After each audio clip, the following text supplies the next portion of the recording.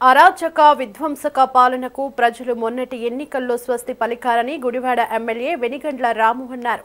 కూటమిని ఎవరు ఊహించని భారీలో మెజార్టీతో గెలిపించారంటే గత ప్రభుత్వం తీసుకున్న నిర్ణయాలు, విధానాలు ఎంత దారుణంగా ఉన్నాయో అర్థమవుతుందని చెప్పారు. ఎక్కడ చూసినా అవినీతి, అక్రమాలు విపరీతంగా జరిగాయని కూటమి శాసనసభాపక్ష సమావేశంలో పాల్గొన్న వెనిగండ్ల రాము గుర్తు చేశారు. నూతనంగా ఏర్పడే ప్రభుత్వంలో అభివృద్ధి పరుగులు పెడుతుందంటున్న వెనిగండ్ల రాముతో మా ప్రతినిధి ప్రవీణ్ ఫేస్ టు ఫేస్. మాట్లాడడానికి వెనిగండ్ల రాము అన్నారు. సాతం మాట్లాడదాం. సార్, అత్యంత భారీ మెజార్టీతో మీరు గెలవడం జరిగింది. ఆ గుడివాడ మొత్తం కూడా ఇప్పుడైతే ప్రస్తావిస్తే కొడాలి నాని అనే పేరు.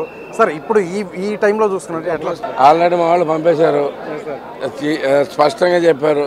మీ అలాంటి వ్యక్తి మాకు సంబంధించినోడు కాదు మాకు అనేది చాలా క్లియర్గా చెప్పాడు. సో ఇంకా అతని గురించి మాట్లాడే అనవసరం మనకి. 164 అత్యంత భారీ మెజార్టీతో కూటమి సీట్లు గెలవడం ఎట్లా? అంటే ప్రజలు ఏం కోరుకుంటున్నారనేది చాలా చక్కగా చెప్పారు. మాకు అభివృద్ధి కావాలరా, మాకు అభివృద్ధి కావాలి, మాకు అరాజకాలు వద్దు, మాకు ఈ గొడవలు ఏమి లేకుండా మాకు మమ్మల్ని ప్రశాంతంగా బతకడం, మాకు స్వేచ్ఛ కావాలి, ఇలాంటి వాటిలన్నిటికీ స్పష్టంగా చెప్పారు. అది సో అది ఎంతకంటే బెటర్ మ్యాండేట్ ఇంకెక్కడా రాదు. ఈరోజు సభాపక్ష నాయకుడిగా చంద్రబాబు నాయుడు ఎన్నుకోవడం, రేపు ప్రమాణ స్వీకారం కూడా చేయనున్నారు. ఈరోజు చూసుకున్నట్లయితే క్యాబినెట్కి సంబంధించి మంత్రులు కూర్పు కూడా వ్యవహారం ఉంటుందంటున్నారు. సార్, ఈ నేపథ్యంలో మీకు స్థానం కూడా కల్పించే అవకాశం అది ఎట్లా? అది మన చేతిలో ఉంటుందండి బాబు గారు. నా చేతిలో ఉన్నదంతా చేసాము.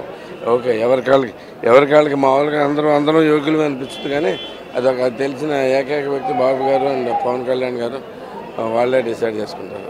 రేపటి ప్రమాణ స్వీకారానికి చాలా బందోబస్తుగా గ్రాండ్గా నిర్వహిస్తాం తెలుస్తుంది.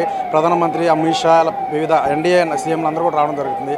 ఇంకా ఈ యొక్క విజయం ఏ విధంగా ఉంటుంది రేపటికి చూస్తున్నాం?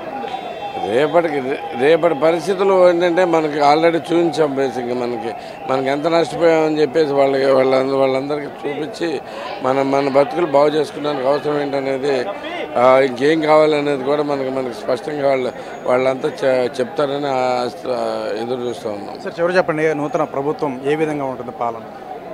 నూతన ప్రభుత్వం అభివృద్ధి ఎజెండాగా, ప్రజల మనసు గెలుచుకుంటమే ఎజెండాగా ఈ 2 రకాలుగానే సాగుతుందని చెప్పి బాబు గారు చెప్పారు. దాని ప్రకారం మేమంతా కూడా నడుచుకున్నాం. వెనిగండ్ల రాము గారు అంటున్నారు, నూతన ప్రభుత్వం ధ్యేయం ఒకటే అభివృద్ధి, ఒకవైపు సంక్షేమం, రెండో వైపు అభివృద్ధి ఉరుకులు పెట్టించే విధంగా అయితే చంద్రబాబు సీఎంగా ఆధ్వర్యంలో ఎన్డీఏ కూటమి సంబంధించి ఈరోజే శాసనసభాపక్ష నాయకుడిగా ఎన్నుకోవడం, రేపు ప్రమాణ స్వీకారం కూడా చేయనున్నారు. ఏదేమైనా సరే ప్రజా తీర్పు ఆధారంగానే 164 సీట్లు సాధించడం జరిగింది. సో ఈ యొక్క నూతన ప్రభుత్వం కూడా అందరూ కూడా సుశ్యామలంగా ఉంటారంటూ కూడా మరి వెనిగండ్ల రాము చెప్తున్నారు. కెమెరా పర్సన్ రంగంతో ప్రవీణ్, సిటీ 24/7 విజయవాడ.